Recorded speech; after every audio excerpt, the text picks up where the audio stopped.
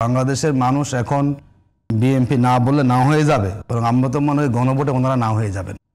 গণভোটে অবশ্যই হ্যাঁ বিজয়ী হবে এবং বিএনপি যে সংস্কার চাচ্ছেন না, আমি বলছি যে বিএনপি যে ওনারা সংস্কার চাচ্ছেন না, ওনারা যে না ভোটে, এটা জনগণ জানে। জনগণ জেনেই কিন্তু জনগণ ঐক্যবদ্ধ হয়ে বিএনপির কথা সাড়া না দিয়ে তারা হার পক্ষে ম্যান্ডেট দিবে আমরা বলছি।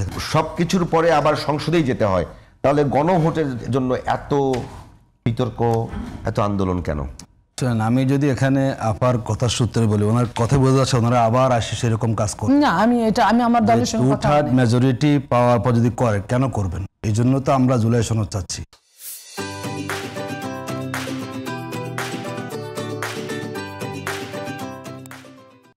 কারণ বিগত সময়ে তুমি ডামি নির্বাচন রাতের ভোট করে 2/3 মেজরিটি নিয়ে আওয়ামী লীগ যা করেছে, আওয়ামী লীগকে সেখানে বাধা দেওয়ার কে ছিল? আসলে আমরা তো নিয়ন্ত্রণ করতে পারি নাই, যাতে করে কেউ বাংলাদেশে যদি মেজরিটি পায়ও যাতে এরকম কোনো কাজ করতে সে না পারে, নিজের ইচ্ছা মতো, দলীয় ইচ্ছা মতো ক্ষমতা ক্ষুণ্ণ রাখার জন্য।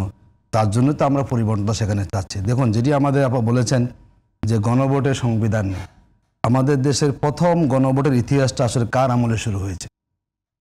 কার আমলে? আমরা তো মনে করি বিএনপির রাজনৈতিক অভিযাত্রা শুরু হয়েছে গণভোটের মধ্যে দিয়ে। দেখুন, আমাদের বিএনপি চেয়ারপারসন তিনি 2011 সালে বলেছেন 13ই জুলাই যেদিন জনগণের সরকার ক্ষমতায় যাবে সেদিনই এই সংবিধান ছুঁড়ে ফেলে দেওয়া হবে। এটি ওনাদের বিএনপি চেয়ারপারসন। আমি পারে এখন আমি এটা কিন্তু ঠিক না, ওইভাবে বলে নাই। না, এটা বলেছে তত্ত্বাবধায়ক রায়ের পরে বলেছে যে ওই রায়টাকে স্পেশালি। এখন যেহেতু বাংলাদেশের সংবিধানে নানা দিক আওয়ামী লীগ কাটাছেঁড়া করেছে, দেশের মানুষেরও দাবি যে আমাদের সংবিধানকে সংশোধন করে যদি আমরা দেশকে একটা সুন্দর জায়গায় নিয়ে আসতে, সেটা আমাদের জন্য কিন্তু সেখানে বেটার। যেটা কিছুক্ষণ আগে আমাদের আপা বললেন, আপনি আপনার প্রশ্নেও তিনি বলেছেন যে যারা এখন আন্দোলন করেন এটা এক ধরনের ফ্যাসিস্টের আসর, উনি বলেছেন। কিন্তু আচ্ছা, এখন যে আন্দোলনগুলো হচ্ছে, এই আন্দোলন যদি আপনি ফ্যাসিস্ট তুলনা করেন তাহলে তো আপনি আসলে আওয়ামী লীগের ফ্যাসিস্টের যে ইতিহাসটা, ওই বৈশিষ্ট্য আপনি ধারণ করতে পারলেন না। আমরা আন্দোলন করছি কেন? আমরা আন্দোলন করছি জুলাই সনদ নিয়ে, আমরা আন্দোলন করেছি গণভোটটা নিয়ে। যদি কোনো কারণে না জয়যুক্ত হয়ে যায় তখন? না, আমরা না জয়যুক্ত কেন হবে?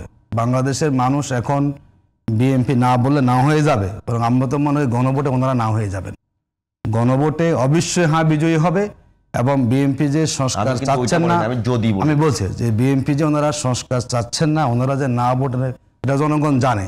জনগণ জেনেই কিন্তু জনগণ ঐক্যবদ্ধ হয়ে বিএনপির কথা সাড়া না দিয়ে তারা হার পক্ষে ম্যান্ডেট দিবে আমরা বলছি। এখানে বাংলাদেশের মানুষ কখনো কোনো দলের একটা দলীয় স্বার্থের কাছে মাথা নত করে তারা এমন একটা অর্জনকে কখনো তারা ফেলে দিবে, এটা মনে করার কোনো সুযোগ নাই।